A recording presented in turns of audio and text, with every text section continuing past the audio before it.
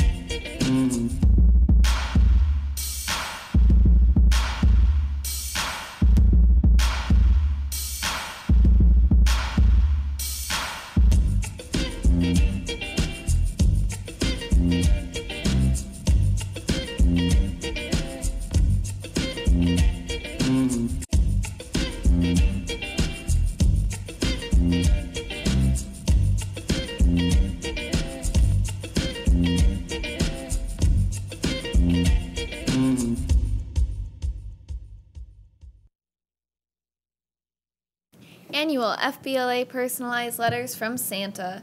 These beautiful letters are individually prepared by FBLA elves, written on holiday stationery signed by Santa, placed in a hand-decorated envelope, and sealed with a holiday sticker. Deadline for ordering is Friday, December 15th. For further information or to place an order by phone call 451-3930. Now over to the weather with Logan. Okay, so for the weather, on Thursday, it is partly cloudy with a high of 40 degrees and a low of 23.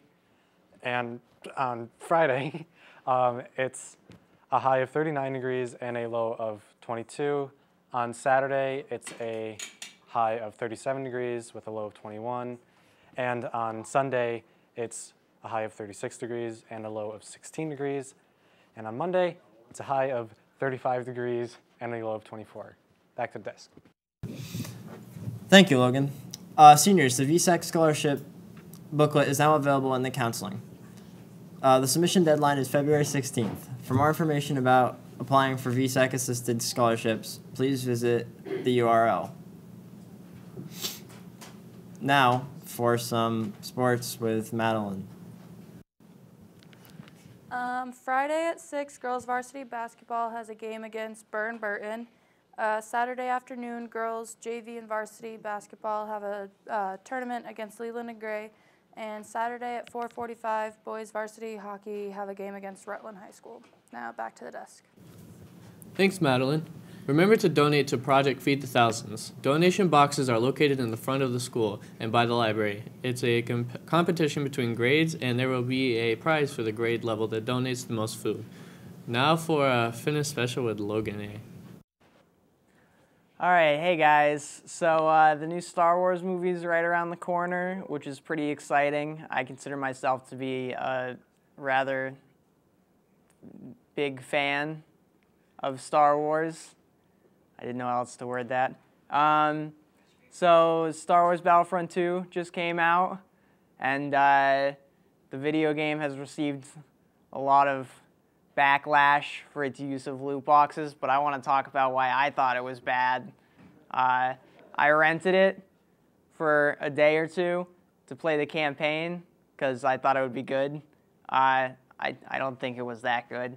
And my main issue with it was that, you know, the original games on the original Xbox saw you playing as, you know, just these small troopers in the Star Wars universe, and you didn't feel very important as a character. And in this game, you are a major character, and as a result, your character is kind of, you know, plot invincible, and you know, it made it unrealistic to me. It kind of took me out of the experience a bit, and beyond that, I just felt like the controls were a little bit clunky, especially when playing as anybody with a lightsaber. the animations were pretty standard and didn't feel smooth like you should think they would if you're a master of a lightsaber. But yeah, no, not very good. It was disappointing as a Star Wars fan. So let's hope the movie kind of fills that hole in my heart, and we're gonna go back to the desk. Thanks, Logan. On Tuesday, December 12th, there will be local nonprofit organizations coming to BUHS to talk about the need for volunteers. They will have tables set up with displays and sign-up sheets. This is an excellent opportunity for students to find out about these organizations and to sign up for community service hours. It will be held in the Senior Lounge during Block 2 only. Please stop by. This is sponsored by the National Honor Society. Students who would like to participate in Poetry Out Loud on January 12th should check in with Mr. Canizaro to find out more. Now for a documentary about Act 46 by Spencer Beekman.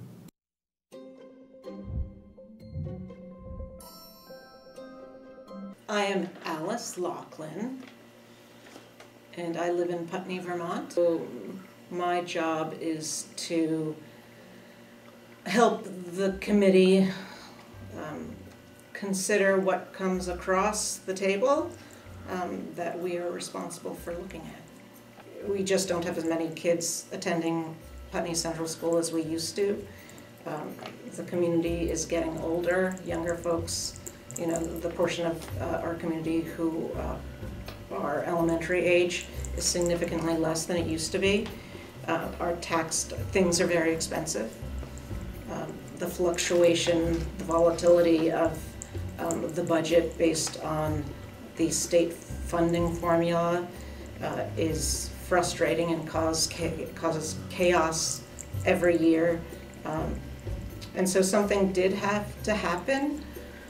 I do wish that the legislators had the guts to make some decisions on their own. Why now, Act 46?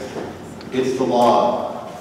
A number of questions that we've had with folks along the way is that the vote on Tuesday is a vote for or against Act 46. It is not. We don't get to vote for or against Act 46. Act 46 is a law that's been handed down to us, and the study committee's work and the school board's work has been to find its way to negotiate that law. Act 46, an act relating to making amendments to education funding, education spending, and education governance, requires districts to evaluate the education provided to their students, its cost to their taxpayers, and its sustainability by 2018, aims to simplify the educational governance system, and provides options. Rather than holding school boards responsible for making decisions which citizens were going to be very upset about. I think Act 46 was an attempt to centralize control of schools and simplify the budgeting process and reduce costs. And I think it was inadequately researched and prepared, and as a consequence it's been very divisive and isn't going to save any money or help students in any way. I think the merger would be a mistake, particularly in this district. There may be places that it would work better, but we have a highly successful, highly efficient, highly effective, just successful supervisory union. All the local town schools are producing prepared students that come to a solid middle school and a good high school, and for the most part, the students are as well prepared as anybody anywhere in the country. And the national test scores, the National Assessment of Educational Progress, bears that out. We're like most Vermont schools, we're in the top 2 or 3 performers across the state. In 2002, we were at a BUHS total enrollment was at 1418, and in 2015 it's at 1104, I believe. Frank, it's 1,040 something right now. I was one of the people who was not a fan at all of Act 46, and I can't say I'm a fan. I don't think I sound like a fan. I think change is really hard. I think people are not getting the governance and the local control right now that they think they are. Obviously, the community voted pretty strongly against it as well. It asked us to make changes and do things that just are not necessary, are not going to make things better. I think they did a very good job of coming up with the best possible proposal given the constraints of the law. But the law requires that it requires certain structures, it requires certain relationships, and it's so constraining that it was a 2-year process, and we wound up having to get rid of one of our 50-year members of the supervisory union. Vernon had to withdraw because it didn't work for them.